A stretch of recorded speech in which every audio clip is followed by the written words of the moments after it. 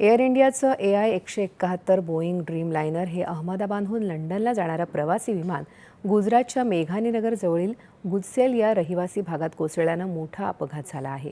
या विमानात 242 प्रवासी होते. त्यात 2 वैमानिक आणि 10 विमान कर्मचारी असल्याची माहिती आहे. अपघाताचं नेमकं कारण समजलं नसल्याचं एअर इंडियानं म्हटलं आहे. घटनास्थळी तातडीनं NDRFची 90 जवानांची 3 पथकं पोहोचली असून बचावकार्य वेगानं सुरू झालं आहे. विशेष नियंत्रण कक्ष तयार करण्यात आले असून जखमींना रुग्णालयात घेऊन जाण्यासाठी हरित मार्गिका तयार करण्यात आल्या आहेत.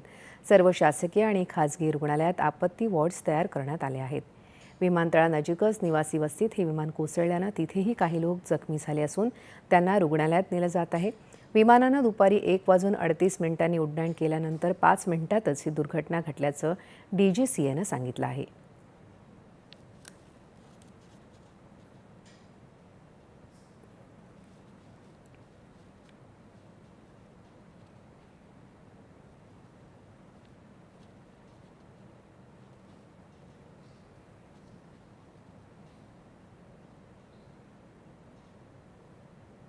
यात 169 भारतीय नागरिक, 53 ब्रिटिश नागरिक, 7 पोर्तुगीज नागरिक आणि 1 कॅनेडियन प्रवासी होते.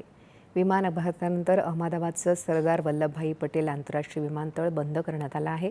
या विमानतळावरून होणारी सर्व उड्डाणं रद्द करत इतर कार्यवाही पुढच्या आदेशापर्यंत बंद ठेवण्यात आली आहे. अपघात आणि प्रवाशांबद्दलची माहिती देण्यासाठी एअर इंडियानं प्रवासी हॉटलाईन क्रमांक जारी केला आहे. 18005691 444 हा क्रमांक आहे. अपघातातल्या पीडितांना आणि त्यांच्या कुटुंबियांना आवश्यक ती सर्व मदत दिली जात असल्याचं एअर इंडियाचे अध्यक्ष M. चंद्रशेखर यांनी जारी केलेल्या निवेदनामध्ये म्हटलं आहे.